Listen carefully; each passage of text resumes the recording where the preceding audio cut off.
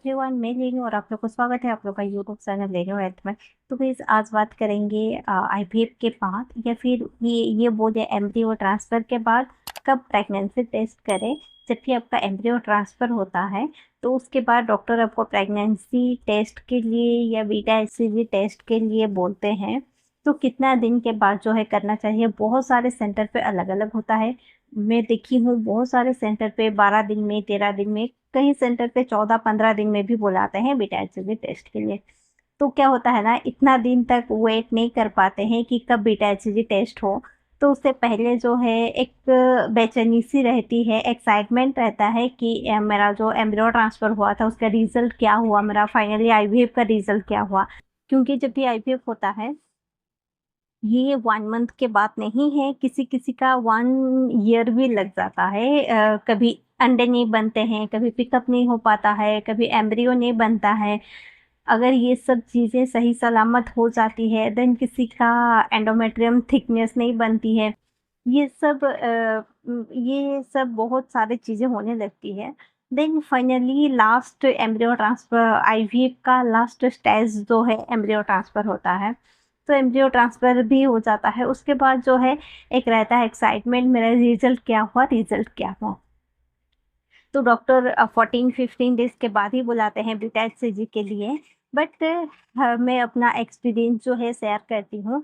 जब मेरा embryo transfer हुआ था मैं तो डे 8 से टेस्ट करना शुरू कर दी थी। डे 8 में एक डे, फिर 10 में एक, फिर 11-12 ऐसे करके जिस दिन मेरा बीटा एचसीजी था उस दिन तक मैंने टेस्ट किया। क्योंकि कहीं पर मेरे साथ ऐसा भी हो चुका था, बायोकेमिकल प्रेगनेंसी, आईवीएफ में भी बायोकेमिकल प्रेगनेंसी होता है। तो मेरा ध्यान में यही सब चलता था कि कहीं मेरा बायोकेमिकल प्रेगनेंसी ना हो जाए। तो पहले जब मेरा आईयूआई हुआ था तो ऐसे ही होता था, एक बार पॉजिटिव आता था, फिर एक दिन के बाद छोड़ने से वो लाइन जो है हल्की हो जाती थी। तो ऐसे बहुत सारा कुछ पास्ट में मेरे साथ हो चुका था, जिसकी वजह से मैं तो जब ये एम्ब्रियो ट्रांसफ़र हुआ मैं पूरा नोटिस करते रही कि मेरे साथ बॉडी में क्या चेंजेस हो रहा है, क्या चेंजेस हो रहा है। तो बहुत सारे सिम्पटम्स आते थे, बहुत सारे सिम्पटम्स जाते थे। तो फाइनली जिस दिन मैंने बीटा एचसीजी टेस्ट के लिए गई, उस दिन मुझे तो कन्फर्म थी कि पॉज़िटिव तो आएगा, बट कितना आएगा बीटा एचसीजी का वैल्यू, ये कहीं न कहीं मेरे लिए बहुत एक एक्साइटमेंट था। क्योंकि क्या होता है, 2 एम्ब्रियो ट्रांसफ़र होने से एक रहता है कि क्या ट्विन्स है या सिंगल है, वो मैक्सिमम जो है बीटा एचसीजी की रिपोर्ट से पता चल जाता है। तो जब भी आपका एम्ब्रियो ट्रांसफ़र होता है उसके कितने दिन बाद आपको बीटा एचसीजी टेस्ट करना चाहिए या फिर जो है होम प्रेगनेंसी टेस्ट करना चाहिए या प्रेगनेंसी टेस्ट करना चाहिए। देखिए, जब भी आपका एम्ब्रियो ट्रांसफ़र होता है डॉक्टर तो आपको एक डेट दे देते हैं कि इस दिन आपको बीटा एचसीजी करवाना है। तो अगर आप घर पे होम प्रेगनेंसी टेस्ट करना चाहते हैं तो एटलीस्ट जो है आपको 15 डेज़ वेट करना चाहिए। जब भी जिस दिन आपका एम्ब्रियो ट्रांसफ़र होता है तो आप 15 डेज़ तक वेट कीजिए। होम प्रेगनेंसी टेस्ट से अच्छा रिजल्ट मिलेगा बीटा एचसीजी टेस्ट, इसलिए डॉक्टर आपको होम प्रेगनेंसी टेस्ट के लिए बहुत सेंटर पे मना करते हैं, डायरेक्ट जो है बीटा एचसीजी टेस्ट के लिए बोलते हैं। तो मेरे हिसाब से बीटा एचसीजी टेस्ट करने से आपको एक्यूरेट रिजल्ट पता चलता है। क्योंकि देखिए बहुत मैं ऐसे बहुत लेडीज़ को देखी हूँ, होम प्रेगनेंसी टेस्ट में पूरा डार्क लाइन आता है, उसके बाद जब बीटा एचसीजी टेस्ट आता है, बीटा एचसीजी में 100-150 ऐसे करके आता है।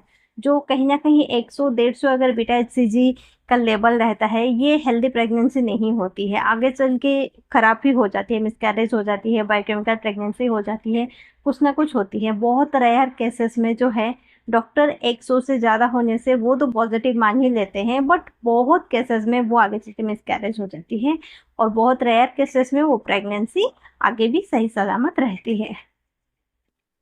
तो मैं तो ये आप लोग से सजेस्ट करूँगी, जो मेरा खुद का एक्सपीरियंस है, एटलीस्ट जो है आप वन हाँ, एटलीस्ट जो है आप 15 डेज़ तक वेट कीजिए, उसके बाद जो है बीटा एचसीजी टेस्ट करवा के ही आप कंफर्म कीजिए आपका प्रेगनेंसी कितना सही है।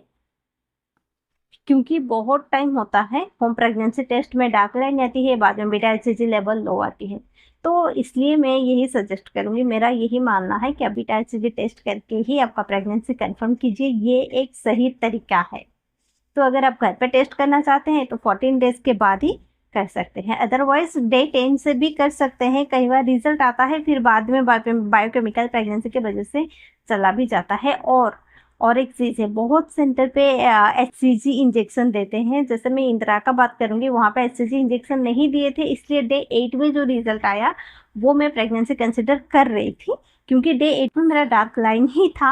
हाँ, क्योंकि वो प्रेगनेंसी मेरा ट्विंस प्रेगनेंसी था, जिसके वजह से बॉडी में बीटा एचसीजी लेवल बहुत हाई था, और उसके वजह से होम प्रेगनेंसी टेस्ट डे 8 में कहीं ना कहीं डार्क था।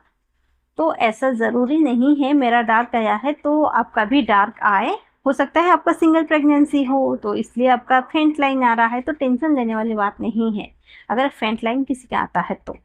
अगर जो एचसीजी नाम का इंजेक्शन दिया जाता है देन आपको थोड़ा सा वेट करना चाहिए, क्योंकि बॉडी में आपका एचसीजी इंजेक्शन ऑलरेडी दिया है, और एचसीजी हार्मोन एचसीजी इंजेक्शन के वजह से आपका बॉडी में है। अगर आप उसी दौरान प्रेगनेंसी टेस्ट करते हो तो आपको डेफिनेटली पॉजिटिव आता है। तो गाइस, अगर आज का ये वीडियो आप लोग को हेल्पफुल लगे, इंफॉर्मेटिव लगे, वीडियो को ज़रूर लाइक कर दीजिए। फिर मिलते हैं एक अनदर न्यू वीडियो में। Thank you so much.